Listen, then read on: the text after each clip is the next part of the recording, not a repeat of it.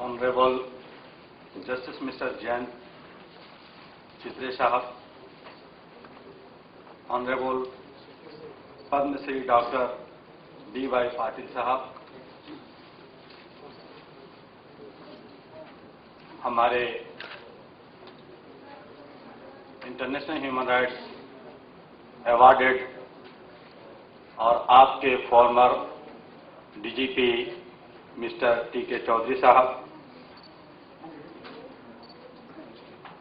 हमारे और आप सबके चहेते और महाराष्ट्र के कमान को संभालने वाले former commissioner of Navi Mumbai advocate Ramarao Gadge साहब,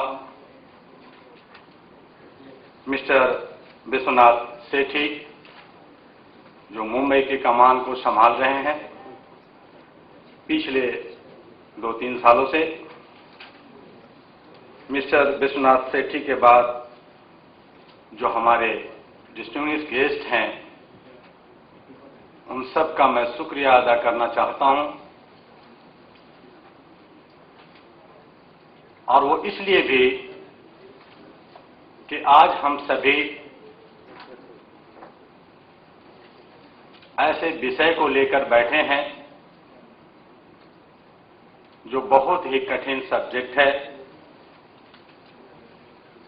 मानव अधिकार, ह्यूमन राइट्स, कौमी हुकूक, मानव हक का। वहां जहां शिवाजी जैसे योद्धा ने अंग्रेजों से लगातार लड़ाई लड़ते रहे अपने हक के लिए,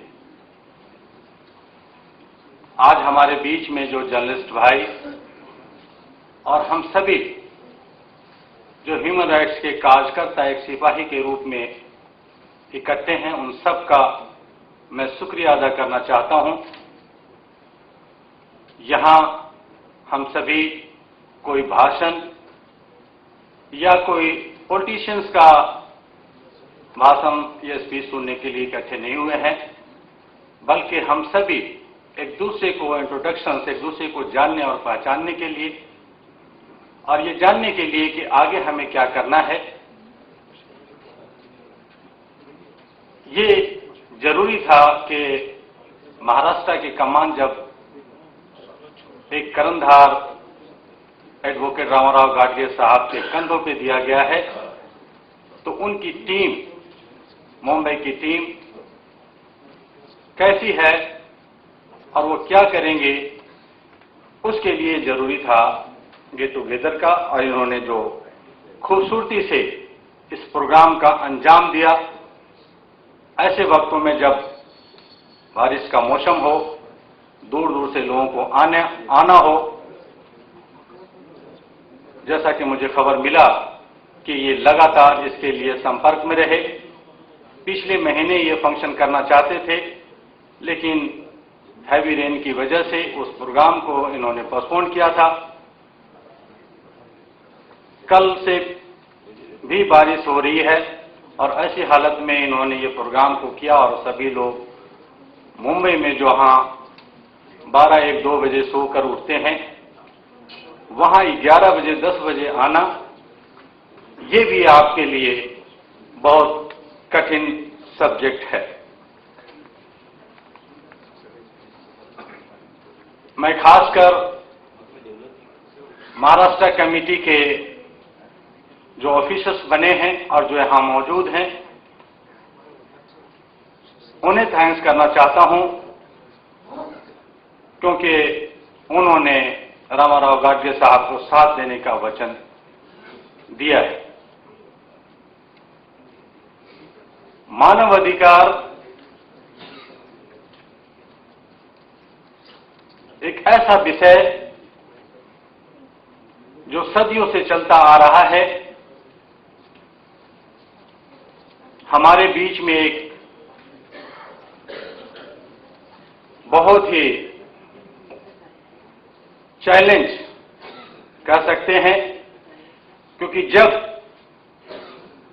देश आजाद नहीं हुआ था तो अपने अधिकार के लिए हम लोगों ने अपने जनप्रतिनिधियों पर विश्वास कर उन्हें, हमारे पूर्वजों ने या हमारे जो बुजुर्ग थे उन्होंने खून बहाया और आजादी ली।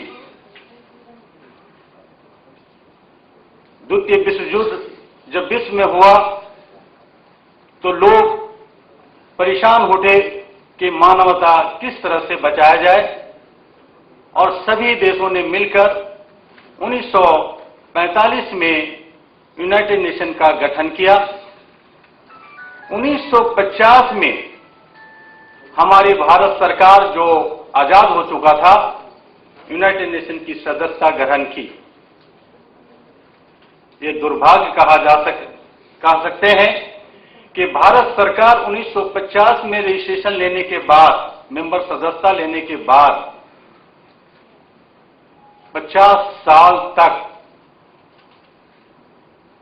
मानवाधिकार को प्रतिष्ठापित करने के लिए कोई कार्य नहीं किया। आज भ्रष्टाचार, शोषण, उत्पीड़न, दोहन, अत्याचार की जो घटनाएं हो रही है उसे आप वाकिफ हैं। आज जो हमारे सिस्टम में बैठे हुए लोग हैं वो नहीं चाहते कि मानवाधिकार की प्रतिष्ठापना हो। कल भी नहीं चाहते थे, आज भी नहीं चाहते। और जो लोग चाहते हैं कि हम सभी अपने अधिकार को ले सकें, अपने अधिकार के साथ जी सकें, उन्हें मौका नहीं दिया जाता। क्योंकि जैसे ही वो पार्लियामेंट के अंदर जाते हैं,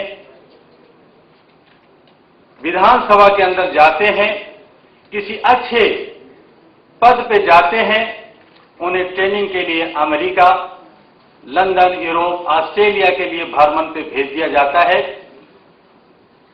उनको चकाचौंध जिंदगी जीने के लिए छोड़ दिया जाता है, और जब वो वापस आते हैं तो वैसी ही जिंदगी अपने आसपास चाहते हैं, और फिर शुरू होता है उनका दमन, उत्पीड़न और शोषण।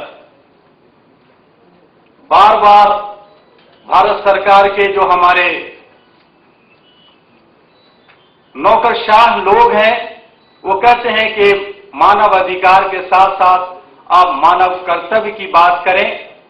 मैं उन सबसे बार बार यही कहता हूं कि अधिकार हमारा जन्मसिद्ध अधिकार है। आपका भी अधिकार था जब आपको जनप्रतिनिधि बनाया गया, जब आपको